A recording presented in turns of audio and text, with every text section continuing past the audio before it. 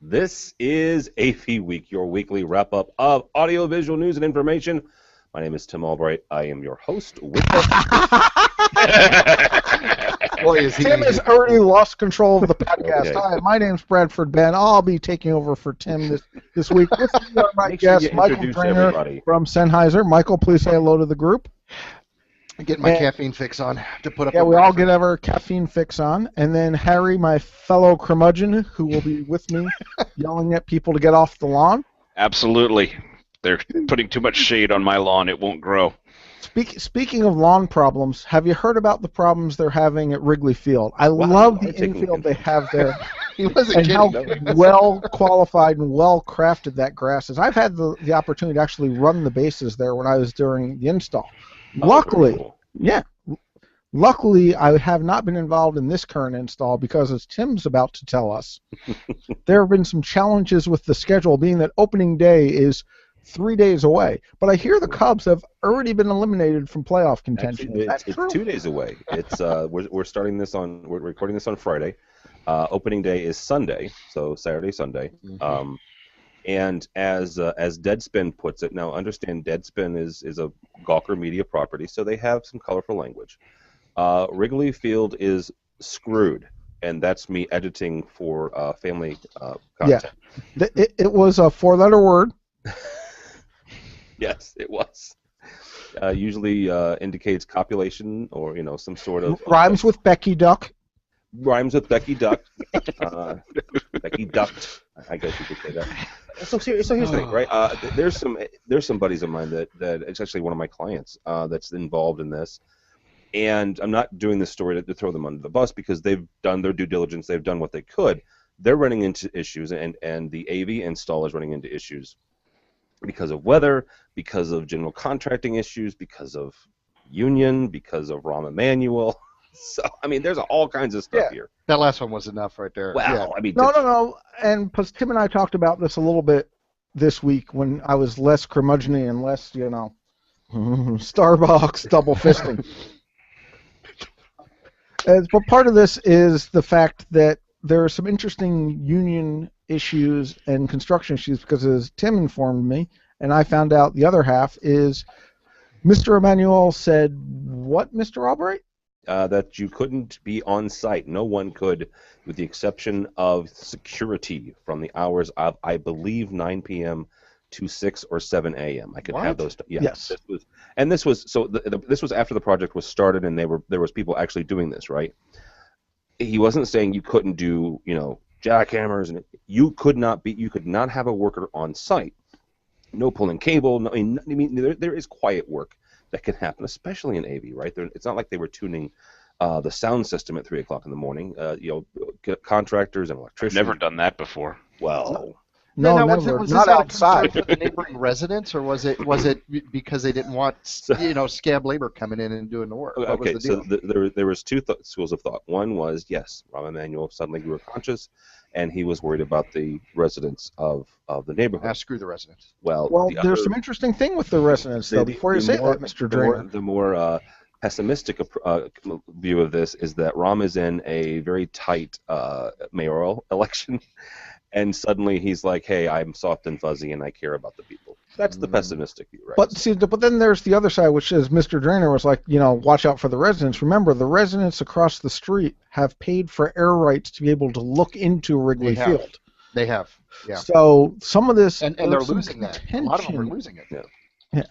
There's some contention already about how much this is going to impact their sight lines and their revenue because of the video boards and the speakers and things. Previous projects I've worked on, we've had to modify, well, not we, because I was the manufacturer, but the integrators and consultants have had to modify speaker placements to keep sight lines.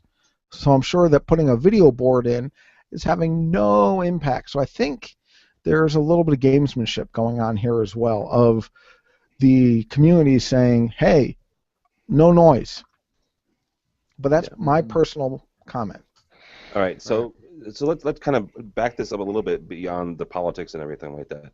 You've got a situation where an installation like this is getting national attention, which is interesting to me, right? part of the video board finally came online sometime today. I saw earlier.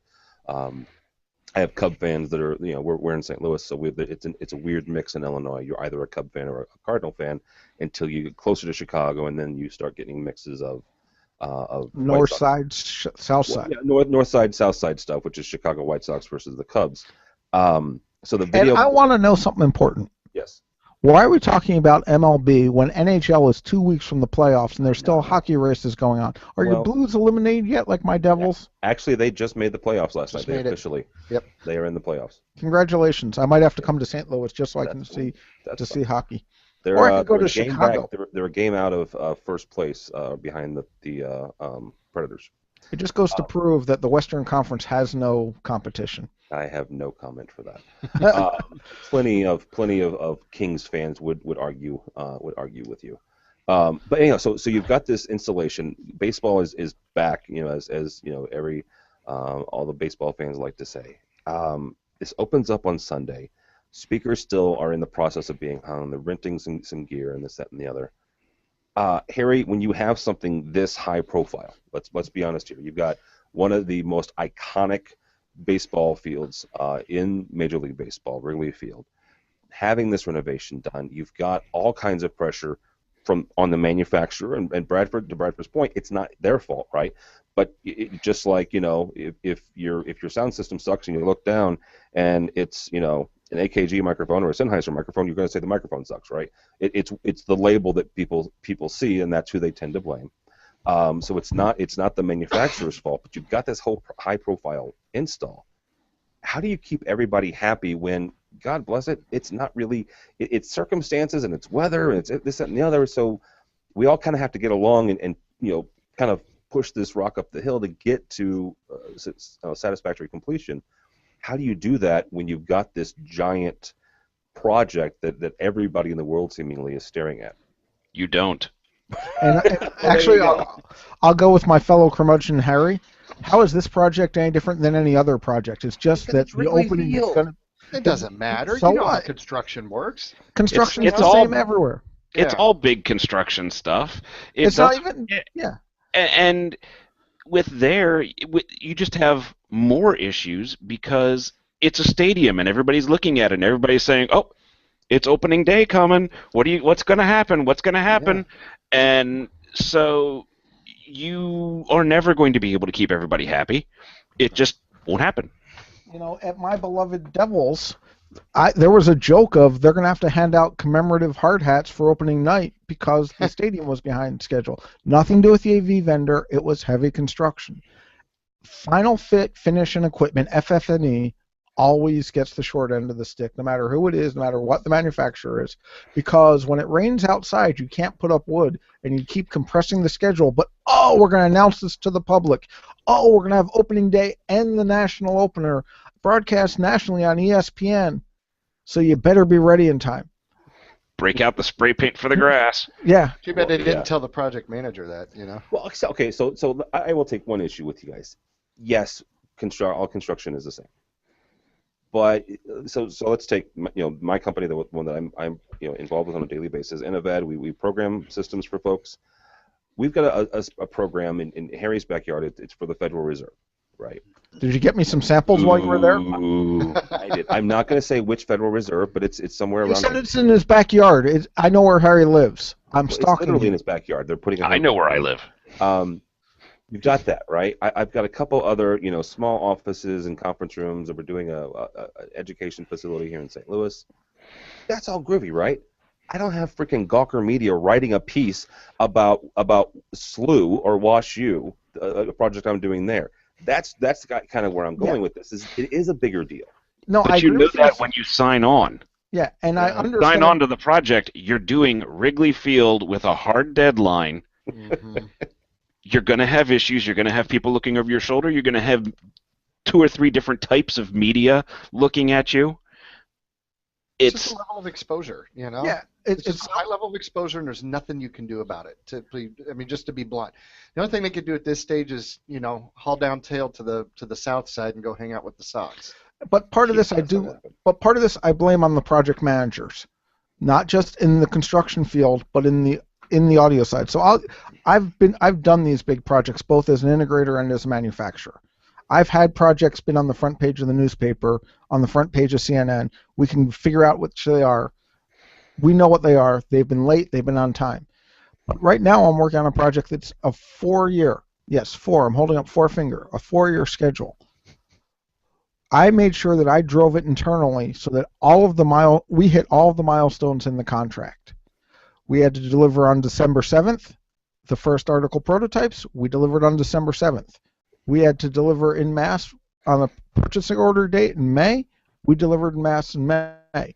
What I think happens in a lot of projects, and I am talking about integrators being guilty of this as well, the projects behind schedule, I can start slipping. We're not going to open till, and everyone starts going, we're a little behind schedule, I can slip. Or worse, the project construction company says, I'm not getting paid because I'm missing my deadlines, so I don't want you delivering amp racks until the rack room's dust free. And me as the integrator goes, I don't want to hold the money on these racks, so I'm not going to buy the equipment till then. And it takes a little bit of chutzpah, or cojones to put it, to sit there and go, I'm going to build $1 million worth of audio equipment and stage it in my shop so that I can say, dust-free date was scheduled for May 5th. You have not hit May 5th. Here's, what's going to happen. Here's what's going on. But a lot of integrators don't have the wherewithal, the cash flow, or the guts to do that. And I think that's part of the problem is don't start slowing down when the project slows down. You got to keep going at the contracted amount. Because I've had projects speed up, I've had projects slow down, but I look at the contract and go, hey, I'm supposed to have amp racks delivered to site on May 5th, and I'm supposed to have dust free on May 5th. I go into the job site on May 4th with my camera, and I go click, click, click, click, click, click, click, and then I send the email to the general contractor and say, rack room's not dust free. Would you like to take delivery of my amp racks anyway and store them at your location?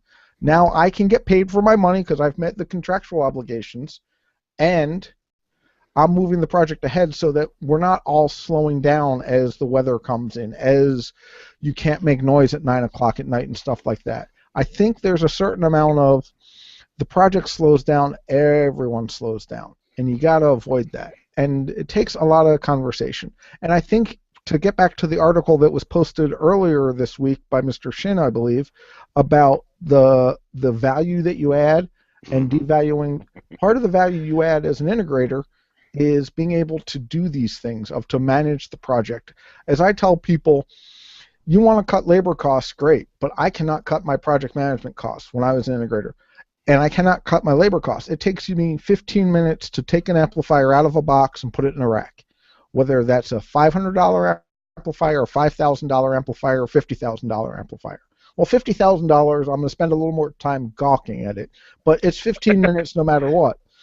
But then comes the project management part. If it's a 4-year project, I can do some math of the first 2 years, it's monthly meetings. The second 2 years, it's going to be weekly meetings, and start putting that in. But a lot of integrators look at it as I'm getting towards the end of the project. I have less budget because I've loaded it backwards. I don't have the effort to go in and talk about in the meetings and figure out the solutions. And I've seen this on a lot of projects, not just Wrigley Field, to your point, but I can't fix this problem and we're not team players, whereas if I can come in and go, guys, we need to hang TVs. And the guy goes, well, my ceiling guy's not going to be done putting in the ceiling until Tuesday, so you can't hang them till Wednesday.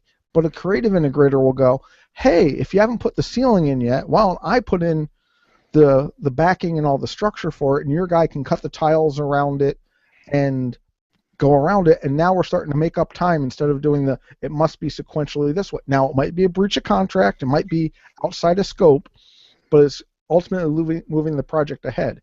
And I think as a result of this, you're going to see more and more projects going to not to exceed prices and an overall project budget with no change orders, as is starting to happen in other construction trades. I'm sure right now I'm forgetting the name because of all the caffeine, but I'm going to do the project for $5 million, no change orders.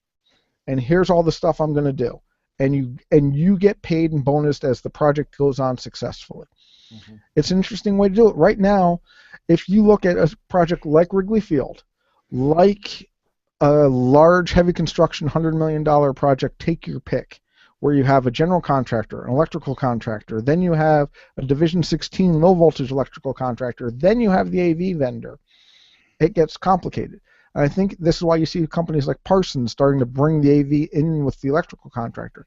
It's all the layers that start to become a challenge in there, and getting the each one of the partners to not go, not my fault, my contract says I only have to do this, is the key to succeed. And I think that's part of the reason you're seeing failures and stuff at Wrigley Field and projects of that size. Now, do I think Wrigley did other problems such as limiting the work hours? Yes. Do I think they did other problems like not building a realistic schedule for the project? Yes. And those are things that, as an integrator, I'll use the example of Easter Sunday coming up. Hopefully everyone has a restful and pensive and reflexive and joyful holiday, whether Passover, Easter, or whatever. But there's a lot of pressure on integrators. I must have this done by the high holy days, by Easter, by Christmas. Those dates don't change, but if someone comes to you on March 1st and says, I need a brand new sound system for my church for Easter Sunday, don't be the integrator that says yes if you can't do it. You're better. These are those challenges of leaving something behind. Are we as integrators looking at, I have to take this job and I can't deliver? And I know I've done, working as the manufacturer, I can't deliver the product in time. Mr. Drainer, I'm sure you've done it. Can't deliver the product in time. I'd love to get this project. I'm walking away. Yep. And we're more successful because of that than saying, yeah, we can do it on time. Oh, look, it's Sunday morning at 7 a.m. and, let me go get a console at Guitar Center and make this work. Mm-hmm. Yep. Sorry, that was a rant. No, you're dead on. You're dead on now. But the creative integrator takes that approach, and they look at it as opportunity instead of demise. And like you said, looking to work with the trades. And in the situation of the churches on Easter Sunday, and I just had this recently, where they had a specific request. They wanted a certain model of gear. We couldn't deliver that model of gear in the period requested. However, for a slight upcharge, we could go up to the next level. And the creative integrator, instead of saying, yeah, we can deliver it, no, we can deliver it if you're willing to do this. Yeah. Let's work together on this. I'll meet you part way. I'm going to give a little bit, you give a little bit. And the integrator gave up a little bit of margin. Customer paid a little bit more. Customer's needs were met. But it's just looking outside the box and not just saying, well, you asked for this, I'm only delivering this, or I'm not going to deliver anything at all. But it's getting creative and solving the problems and developing solutions around it. It sounds funny. It's something I talk with my customers a bunch of look, I don't succeed if you don't succeed. Right. How do I make you successful? What does a win look like for all of us? And there's all the buzzwords and synergy of win-win, but literally, me as a manufacturer, and Michael, I'm sure you're in the same boat, if our integrators don't succeed, we don't succeed. Yeah. We don't succeed. Nope. And so I'm going to walk through that project every step of the way. And I think too often people look at it as the integrator go, I have to make the audio system succeed. No. You have to make the project succeed, and by default, your audio system will succeed as well. Don't you get tired of becoming your integrator's project manager, though? Well, but here's the thing. To some degree, it's a necessary evil. I'm going to have to stick up for integrators here in a minute. You're going to have to, Larry. I was going to say, good Lord, the manufacturers are running wild. But I would say, to be fair, the projects I'm working on are of the scale and size that I have to be involved because we're doing bleeding edge technology. Right. When we did Lucas Oil Stadium, it was 466 amplifiers on CobraNet on 3 VLANs. Yes, it's not. It's pretty daunting. I spent some time. I'm sure you have projects that are bleeding edge, cutting. You're looking at it, and so this is where we partner with it. And some of it is, to be honest, Harry, this is where you're going to get to yell back at me. I'm lighting you up. I'm warming you up here. You ready? This is a soft handoff. This is a soft handoff and follows perfectly with the blog post on AV Nation. And part of it is sometimes the integrator is purchased by price, not by their skill set, but because our name is on the product, we have to make sure our integrator succeeds. Right. And that was the one thing that when I was writing, or I was reading that posting, you have to have the right people on the back end to actually make it work.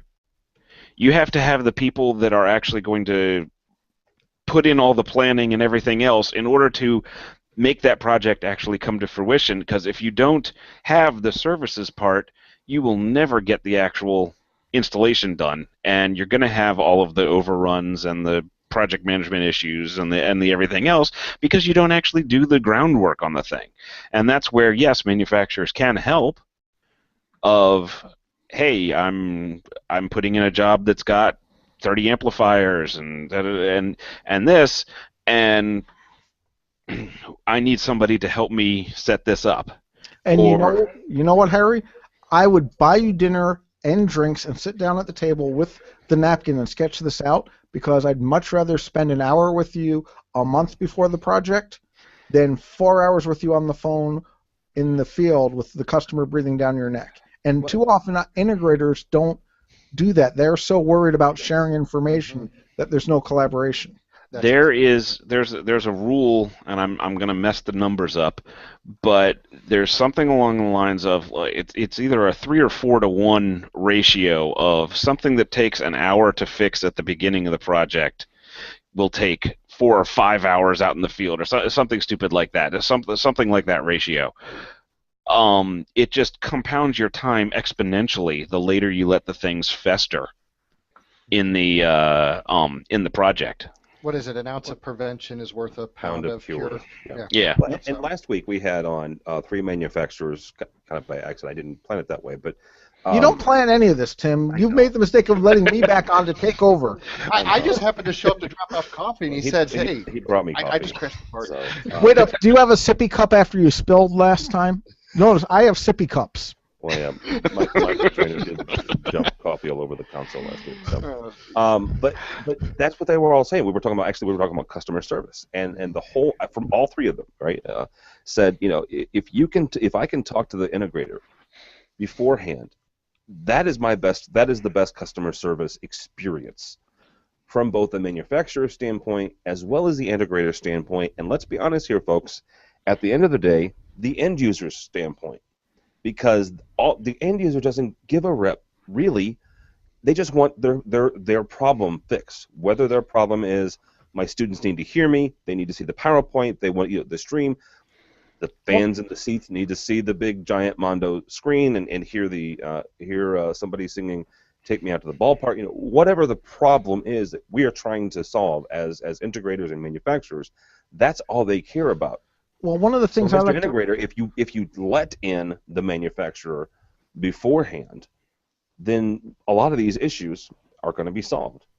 And one thing I want to say on behalf of the manufacturers that I'm going to ask Mr. AV Curmudgeon, Mr. Mead specifically to do, is the fact that if you tell me what project you're working on, I'll keep it a secret.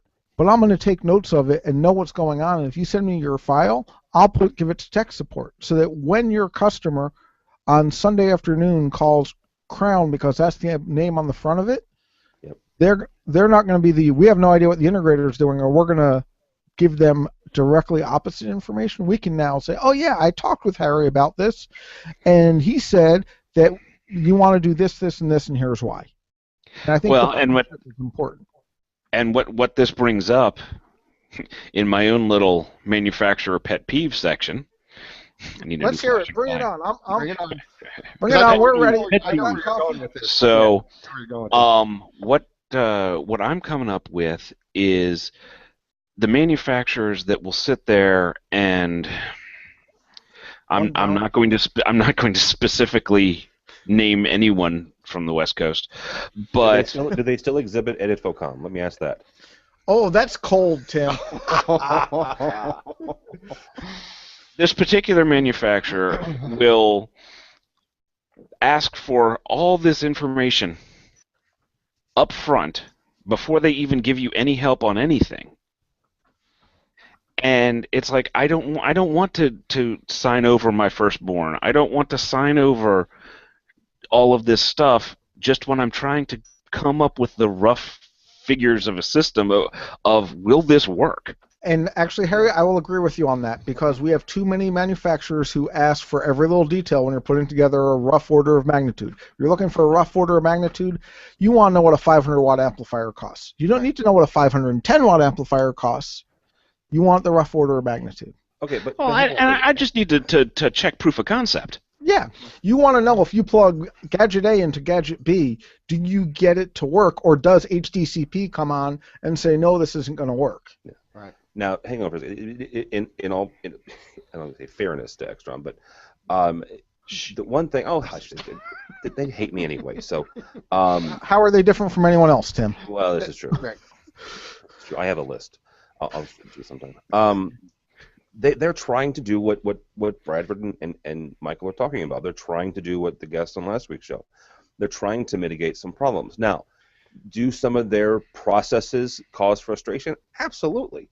And they don't seem to listen very well when it comes to getting that feedback from integrators.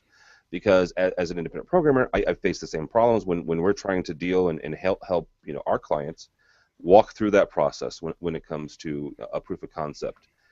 The other issue I found with some manufacturers is lack of confidentiality. Well, no, they use it as a sales tool. Mm-hmm. Yeah. Okay, I send you, or Harry sends you his drawings, and they take those drawings that Harry sent in good confidence, just looking for proof of concept or making sure, and go, well, we sell something that could replace this, or we sell something that could replace that. Why don't you consider this? And Harry's like, well, no, it's not what I asked you for. I'm asking for a proof of concept and making sure that your stuff that I've spec'd, that I'm looking to spec, will work with this other gear, and they're using it almost like a sales tool. And I'll be the first to admit, I'm guilty of that. Well, but and in some cases, it's welcome. Mm-hmm. It's, oh, you guys make a piece like that? Cool, I didn't know you made that. Yeah. Right. Okay, I can go with that.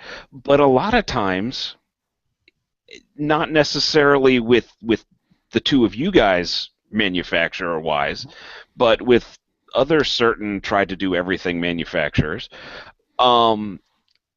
there might be reasons why I don't use their particular widget A when this widget A over here is, I think, going to work better in this system. Well, I think one of the challenges, and sorry, Michael, I'm not going to let you in. No, that's fine. Is Harry and I told you we were taking over? Is that so? Yeah. We make all. Rainer was just a bonus. All these different brands. I'm here to so you send me a drawing, I'm going to say, hey, we make a DSP engine, we make a wireless mic, we make this, but you have to have that trust and rapport with your integrator and your dealers and all that to go, do you want me to look at replacing loudspeakers? Do you want me to look at replacing microphones? But you know what? I don't think most integrators have a problem with that, though, Brad. Not if you ask. Not if you ask. If you ask and you've got the trust and rapport, because as a former integrator, I welcome that of my manufacturers, and I had no problem telling my Harman rep, yes, I want to use your speakers, but I don't want to use your amplifiers, and here's why.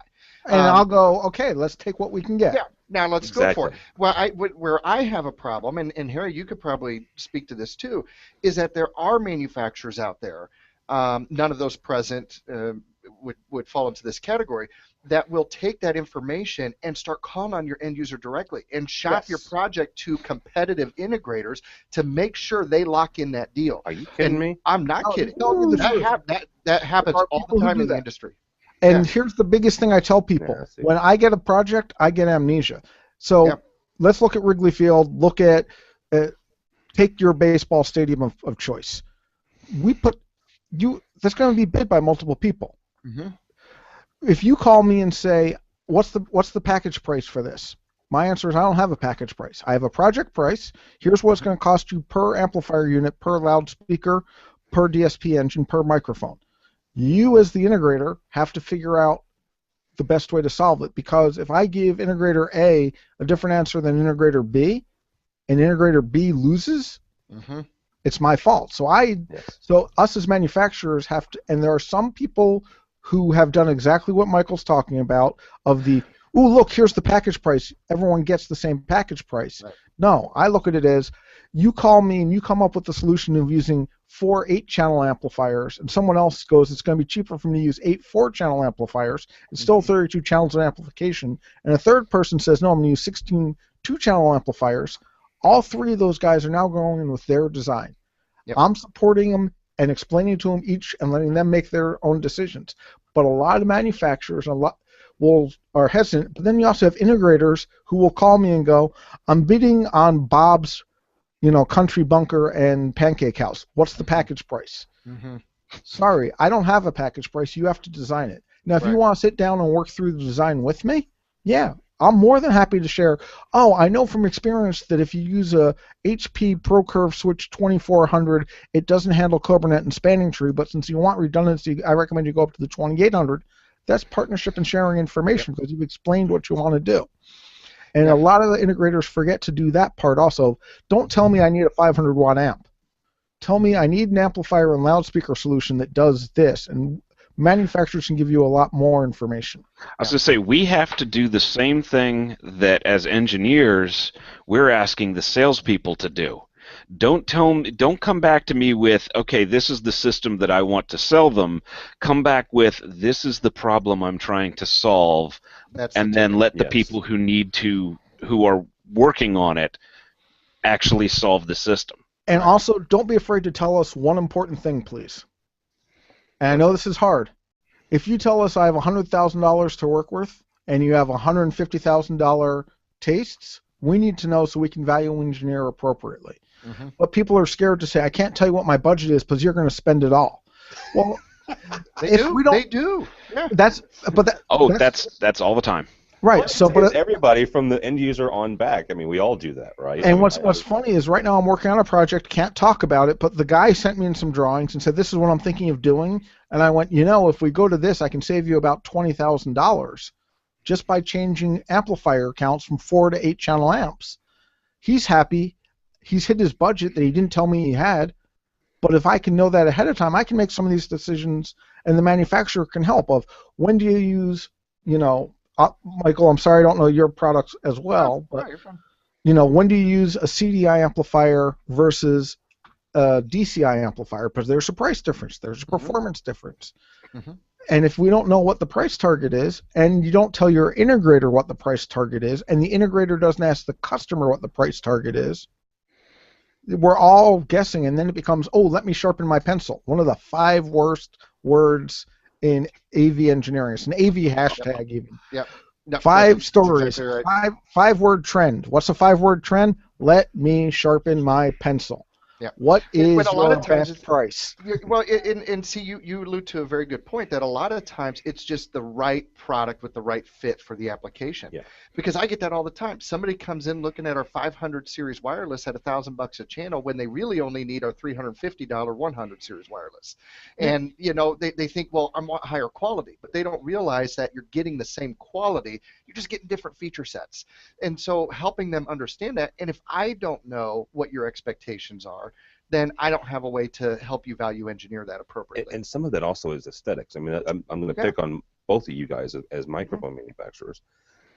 You're right, because there are the quality is still there, but whether it's AKG or Sennheiser or whoever, some of the higher end microphones flat out look cooler and look better. But if that's important to you, important to you, and it is important to some people, right? How it looks on stage, how it feels in the conference, that's important stuff. Weight. How heavy it is, how easy the mute switch is to access. Yep. Some of those features are more important than what it sounds like to people.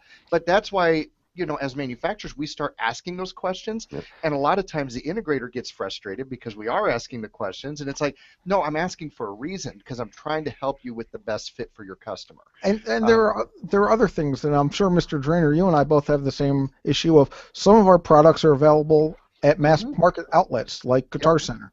Yep. There are times I'm going to recommend a product to a customer that specifically is going to be more expensive than some of these mass market places because they're not available there, so the integrator doesn't get shopped. And just knowing that and being able to explain that to a customer is very different than having them call up and yell and say, why is product A cost $30 more than product B? Mm-hmm. Well, here's why. Yep. Yeah. Oh, also you get a better warranty because you're an integrator and not buying, there's all sorts of little idiosyncrasies. And getting back to your look and feel, you'd be amazed at how much your look and feel is based on the market you perceive it in. So if we're perceiving something to be a music store product, it's going to have a different look and feel than something that's going to be a professional is the wrong term, but integrated or touring or something like that. And it might be the same guts inside. Mm-hmm. And this is where, do you use a 500 series or a 300 series? It might be the exact same guts versus a quarter-inch TRS versus an XLR. Don't worry, we'll cover it for you, Tim, while you cough. Thank you.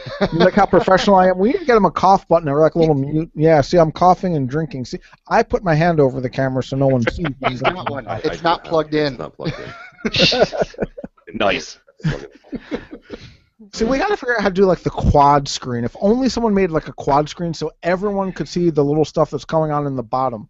Well, That's why I don't look at the camera. I'm watching Drainer and Harry make faces down in the little bottom of the Google Hangout. I got to admit, Harry, I'm impressed at the 13.1. You're making me feel bad.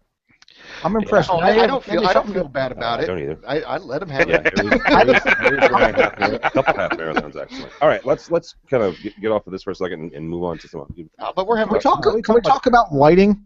Sure. Lighting's boring. Why not? No, see, we're going to talk about lighting because lighting is taking me to Chicago. Lighting, you should get some.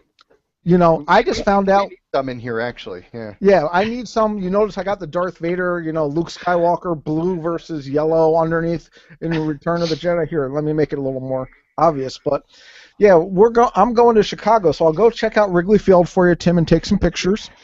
I'm going to Chicago for a Martin open house. So for those of you who are wanting to know more about it, it's all over the Martin Facebook page, facebook.com/MartinProfessional. But I'm going to be there in Chicago, so on Wednesday. So we can continue to have this discussion is why I'm telling people about it. Not just that, I'm going to be out of the office and pretending to work, but more of if people want to talk about this stuff in person.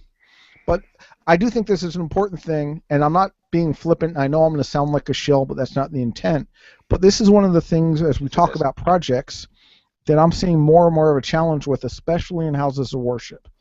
People want iMag. People want 4K. People want 8K. I want 12K and all the Ks you have. Well, look at how bad my picture looks because I don't have the proper lighting in here. Look at how, look at just Michael versus Tim as they're sitting across the table from each other.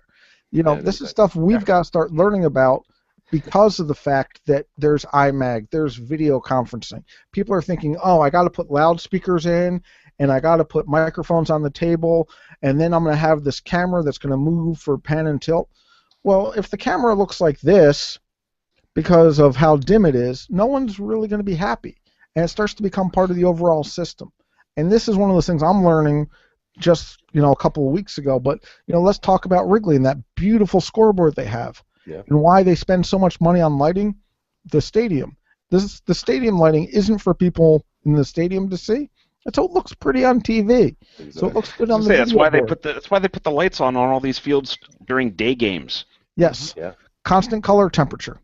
Yep, absolutely. So, this is one of those things where I like to kind of remind people, especially as you're doing the conferencing and stuff like that, include this. Think about it. There's nothing worse than you put in this great big beautiful giant 16K display of an iMag that's 200 feet by 500 feet of an OLED display that you've wrapped around a pole in 3D and it looks gorgeous and everyone has a perfect 3D image, and then it's grainy because you've had to crank up the camera ISO to get a picture out of it because of how dark it is. Yeah. Sorry, that was my rant and why I'm beginning to learn more about lighting. So next Wednesday, Brad, let's formulate a little integrators tweet up in Chicago. Yeah, I'm all for it. I go to the dentist in the morning, so I'll be nice and cranky, just like Harry. Then I drive to Chicago. See, I can't look this good you're without You're gonna have to take the train because of the Novocaine. Bradford's just gonna put his itinerary for the day. He gets up. Yeah, I can post it up. Just go to bradfordben.com. I'll let you guys know where I'm gonna be. The first one to come up and say Tim Albright is God, I will buy you a Starbucks. Wow. Trainer, you're excluded. Damn. I can't say it anyway. It goes against my conscience. And so is Iselli. Oh yeah. Well, he would be lying to me.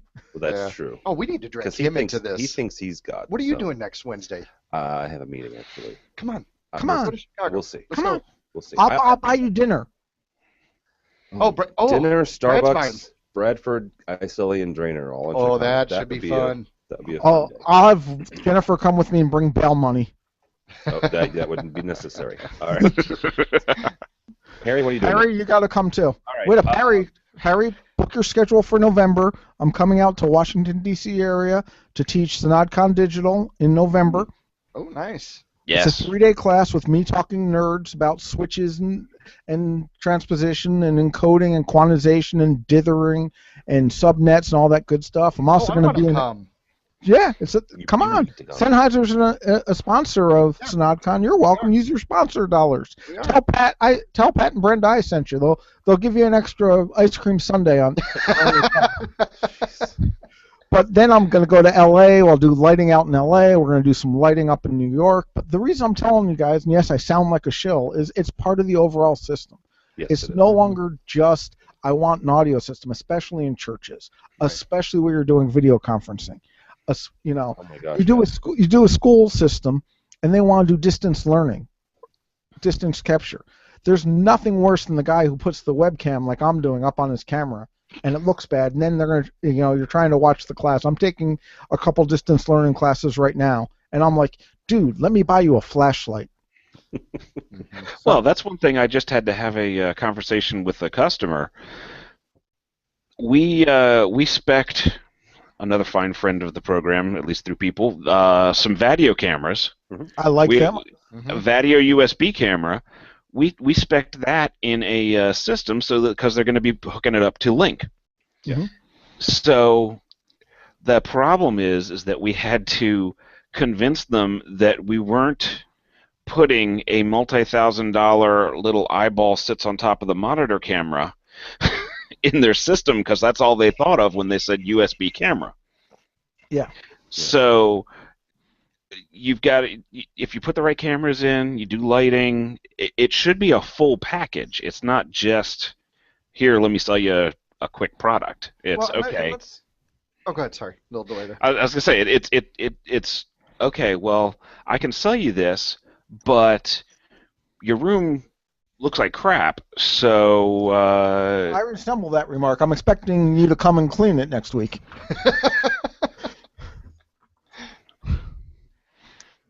I broke Harry. Oh, you broke him. Broke Harry. No. But yeah, you should be. It's like we aren't just boxes. That's the big thing. You have to go in there with knowledge and show people, yes, you can do things so much better if you just do these couple of small things. Like, hey, you've got enough lighting fixtures in your ceiling. They're just in a kind of crappy place. If we rearrange them a little bit, all of a sudden your presenter's going to look good and everything's going to be all right. Oh, just if they can just use the same color temperature light bulb throughout the entire room. Yeah. That would make me very happy. Right. Well, we have the same color in this room, but it's just difference in cameras and white balance. Yeah. So I mean, it's those little things. And let's not forget, and Brad, you'll totally get this too, the importance of lighting just in a sound reinforcement situation. The ability, forget cameras for a second, forget remote presentation. How about the ability just to see the lips move and be able to correlate that to the individual given the presentation? Oh, I'll give you How effectively does that communicate the message? My favorite sentence that explains this, and everyone laughs, but I'm willing to bet you as we all get older, we're going to say it, or we know someone who has, let me put on my glasses so I can hear you better. Yep. Yeah. Exactly. And that's exactly what it is. I'm so disappointed I didn't get Tim to chortle on his soda. I was so disappointed. But it sounds funny. But here's where let's get back to talking as a successful project and talking about the whole thing. Did we have an agenda today? No. Oh. Yeah, I got rid of it as soon as I came on. Tim knew I was going to say, I had all these tabs open, but I don't seem to be actually paying attention to any of them. But to as we were talking about at the beginning of the show, making the entire project successful, don't do a video conferencing room with black walls. Yeah. Or don't do a video conferencing room with hot pink and then come in wearing a hot pink shirt and blend into it. Those are the things that might not be in our control, but we better start thinking about them as the AV integrators and the AV suppliers, because all of a sudden it impacts the success of our portion of the project. Well, and it goes back to Mike Shin's post, right, about making sure that we don't devalue what it is that we do.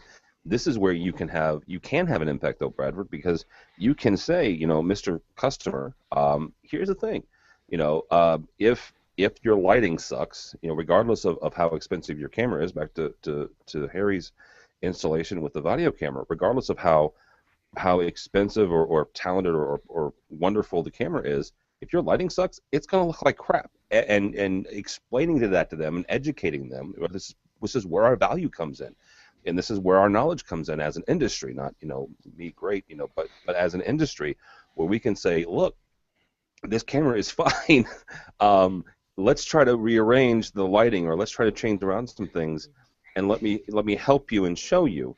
That's really kind of where our value is. I was going to say that the short version is a camera aimed at a turd is still showing a turd.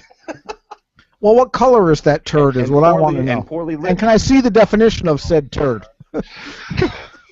Wow. You need HD to see the corn correctly. And you need 4K. Never mind. Never mind. Oh boy. Let's wrap this up. Did I mention I'm renting a 4K camera for my trip to Alaska? Oh, very cool. Which one?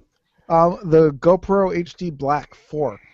Oh, Nice. Now, here's something I didn't know. It will only record on certain cards. Okay.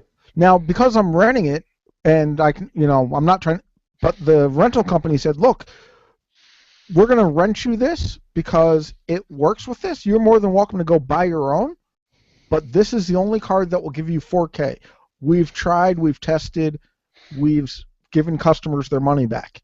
And that's like where I'm like, this is why I'm renting from them. This is the expertise they're giving me is if you want to do 4K, here's the card that writes fast enough to be able to do it, which is an important thing, which is the same thing that we should be telling our customers of, oh, you're buying an HD camera that's doing 4K. You might want to say, do you have the infrastructure for it?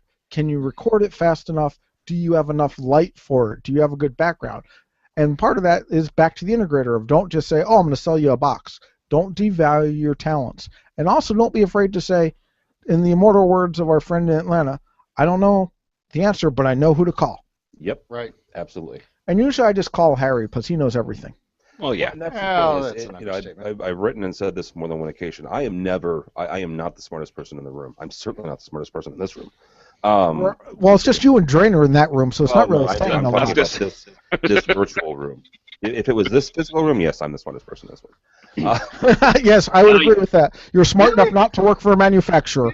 Really? Was that my out loud voice? Yes, it was. He is the smart one. It Send depends. your hate letters to me at bradfordben.com. There are every one of us, right? Whether it's us four yahoos or it's the 35,000 folks on the floor of Infocom, they all have certain talents and abilities, and they have expertise in certain areas. So I surround myself with really smart people. I surround myself with Harry and Bradford and Michael because she's right. You make good human shields. Yes. I need guys that are bigger Actually, I'm hiding behind you guys. No offense, Harry and Tim. I'm hiding behind you. Yeah. Drainer, I'm counting on the glare off of your head to counteract the glare off mine. Yeah, but that's the thing is that's why this industry, like a lot of them, are based on relationships and based on making sure that I can call Bradford right as a Harman rep, and I had some issues yesterday with some stuff, and I shot him an email and a couple other folks some emails and got an answer. Right, I got a good answer within about 20-30 minutes. It was fine. It was perfect. But that's the thing is you get to know these folks, which is really where these trade shows like Infocom come into effect. Is I can meet you face to face. I can meet my AMX rep. I can meet my Vadio rep, and the people that work there. And when I call them on the phone, I've met them in person. Right. That's the whole value of these trade shows. Yes, it costs to go there, and yes, it's you have to take a time away from projects, but it's incredibly valuable, and it helps you become more efficient. And I think in the long run, it helps you become more profitable, because you're able to get answers quicker than just Joe Blow integrator calling up never having heard of you before. So. And the way I look at it is we're now establishing a common vocabulary. That's why I want to sit and talk with you, and that's why yes, it sounds like I'm a shell, but yeah, if I see you in Chicago or New York or LA or Orlando or wherever, we can sit and talk and chat and get that vocabulary, know where each one of us is coming from. So, like, for instance, I know with Harry, if I make a Minions comment, he's going to know exactly what I'm talking about. Yes, but is it a good minion or a bad minion? It's a purple minion, and if you don't know the answer to that, and he wants a banana, Oh, wow. Bottom. I have a limiter on that mic. Anyway. Oh, was that loud? That was loud. Oh, All right. I think we need a DBX compressor on that. You know, we actually just started shipping the DBX 500 series, which is the analog compressors that fit into those frames. I love it. How's that? It's the frames, you know, the standard size studio frames. It's like the old 900 series lunchbox. Oh, really? But what I love about it is they're truly analog. Really? I'm friends with Is that Eric. on your website? Yeah. No They're kidding. truly analog. Think about an analog 160A updated with new components. It's the same performance in the lunchbox, and it's shipping now. We're going to have more shipping and more stuff coming to be shown at Mesa. Bradford. Brad, Am I getting it? No, I need some of these. See? Even my competitors like them. They're that good. I'm not a competitor in this regard. Oh, yeah, good point. Yeah, I can hook you up with Jason. Jason, this one's for you. Yeah, the 560 and Eric, who he and I have been debating stuff about this and which parts to use. He's on the website right now. Let him share his screen. But shipping now, analog. Ooh, Think about it. I'm a digital boy. This will fix all your problems. Is this preamp good? Yeah, it sounds really good. I've heard them. Fix the website. It says coming soon. That one's not shipping yet. If you go to the 560A, it actually has a price on it because it is shipping. Is that like the 160A? Is it the same algorithm? It's the exact same. It's analog, no algorithm. Analog. Notice it's got a price and doesn't say coming soon. Is it optical VCA? I would have to ask Eric, but I can have someone get back to you. I don't know the answer, but I know who to call. Exactly. Oh my gosh, you guys got an A to D converter too? I do not know. New stuff's coming at Mesa. For those of you in Europe, it's not as big as ISE Europe. It's more of Pro Light and Sound. Wow. For Music Mesa, I'm sure Sennheiser's going to have some representatives there. It's not like it's in your backyard, but we're going to be having some cool stuff there. We're going to have some cool newer products and that same stuff. Parametric EQ. All right, I'm going to let him. Hang on, let me here you go, Tim. Let me pay for the time on air. Thank you. I'll just leave that there.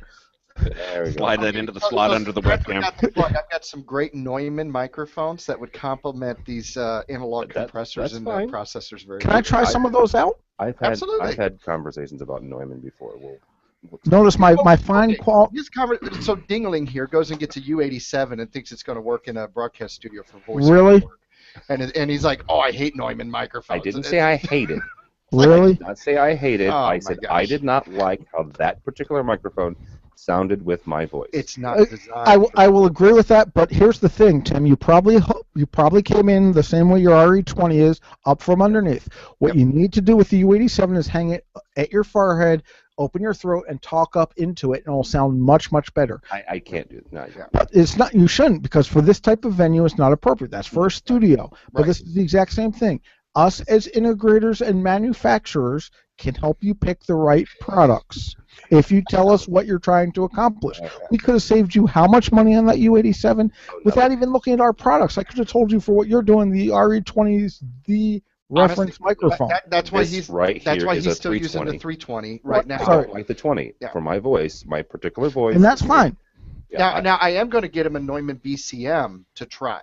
However, I don't know that it's good for his voice. It's going to be the right fit. So. Now, if you want, we can probably put that together with the Lexicon IO, so you guys can get multi-channel coming back in good, high-quality A to D. So that way, when we do our live podcasting at Infocom, we'll have this. We can do an 8-channel mix down later, so we don't have the background noise and all that stuff. So I'll take care of you. I'll hook you up.